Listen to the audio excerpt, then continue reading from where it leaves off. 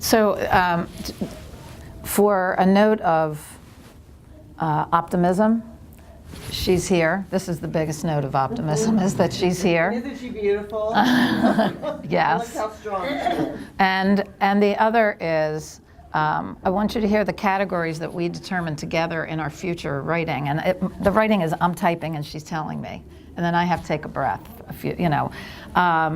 we have not covered in the story, and there's lots more in here that wasn't even read, raising her children on her own, supporting their education, looking at different schools for the children, getting support for one of her children and some of his learning issues, contact with her birth mom and other family members, trying to maintain employment, becoming a family literacy coach at the People's Emergency Center with our group from PLN, making poor choices before meeting her husband, seeing Ty, that's her husband, and having this amazing marriage and a fourth baby, job and certification as a home health care aide, going back to school, looking into the future. That's very optimistic. I asked her to also share the impact of supportive relationships, because that's what you are. That's why you came here. And we're saying this part not to say, oh yeah, this is great about this person or that person, but what do you hear? Because we want to turn this back to you, and Holly and Deb can lead some of that as we conclude today. So if you want to say something about that. Can I read it? Yeah. Okay. You can say it, you can read it, whatever feels comfortable. I feel like the impact of my relationship with Bonnie. At first, I was timid because I didn't trust people. When I saw that she was trustworthy, I saw that she wasn't looking for anything from me. After I had my son, if I didn't have her with me, since I had postpartum depression after I had William. I was homeless for some time when I was pregnant with him, and then I was put in a shelter. And I had to have a C-section.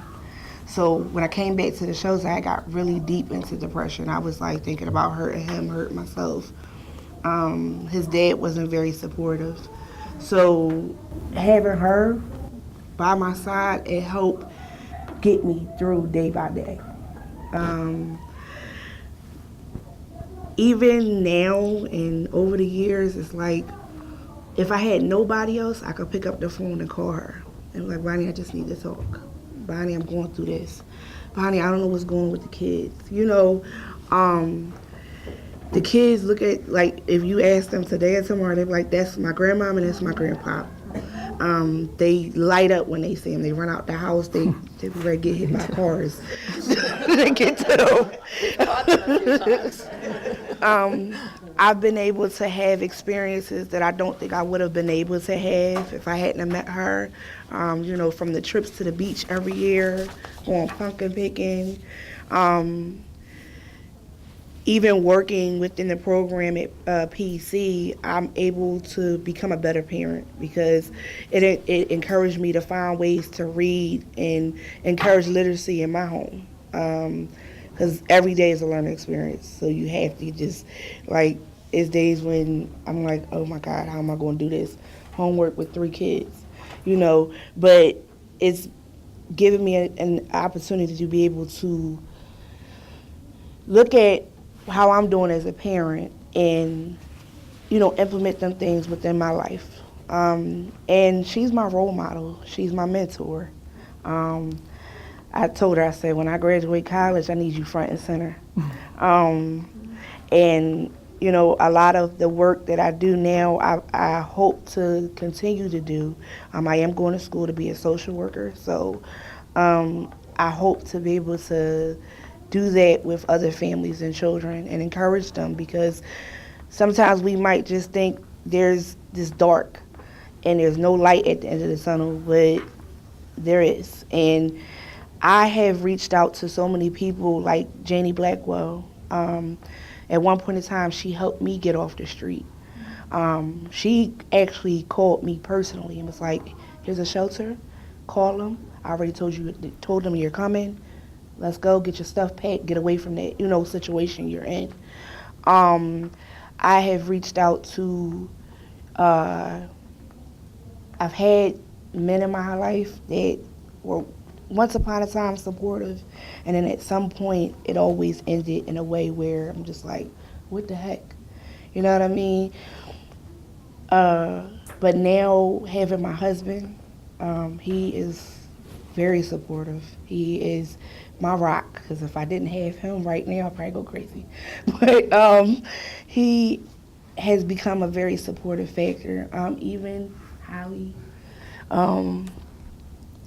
So, everybody, my team has been supportive, and those relationships to me are very important. Pastors, because I've built a relationship with the pastor at E9 and his wife, where I can still go to the church and help out there, and if I need resources, I can go to them. Let's see, here, you said it right here. okay, my pastor. You want to read it? And professors, like, everything you put on the board, I've used. I've had. The one thing I believe as humans that we have the ability to do that nobody else has is to build our own family. Because my biological family may not be around, but I've built a family member in each and every person that's in my life. And that's aunt, that's sister. You ain't got to be my blood, but if you have earned the right and you have built that trust with me, you're my family. So that has helped me get through. And the greatest and biggest influence in my life has been God.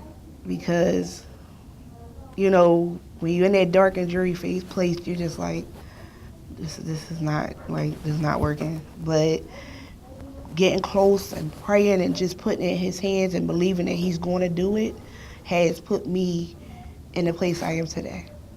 And today I am in an awesome place. I feel good to wake up every day. I look at my children and I am blessed.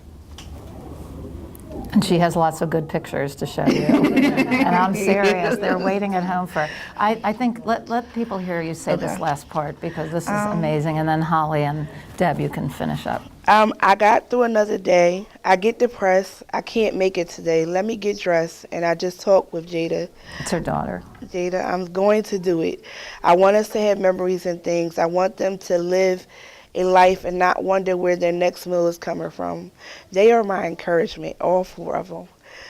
When I see my baby London smile at me, I say, okay, Janita, get up and get ready for work.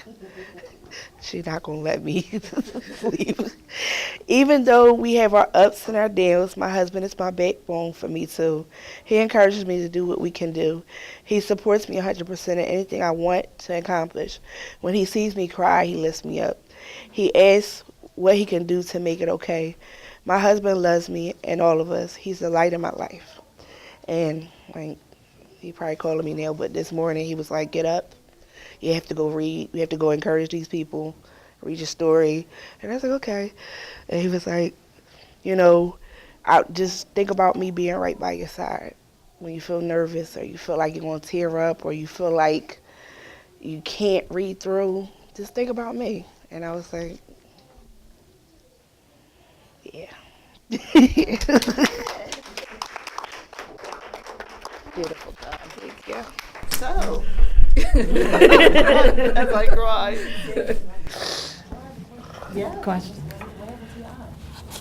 My aunt died 2 years ago. But the one thing that I've learned over this time is forgiveness. And before she died, I actually took care of her. So I cared for her.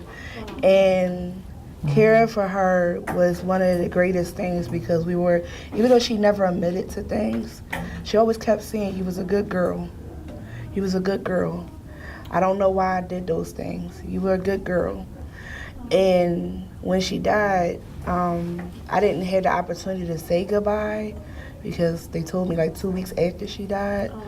But I knew that I had left that there. Because if I did not leave that there, I would have started the healing process. So now it's like I left it there, and now I'm able to build. Is your uncle still alive? Huh? No, they died 2 months apart. Yeah. And my uncle, he told me, he was like, I'm so proud of you. He was like, you know, I feel like you're one of the ones that came out and you're okay. Because I don't have to worry about you. So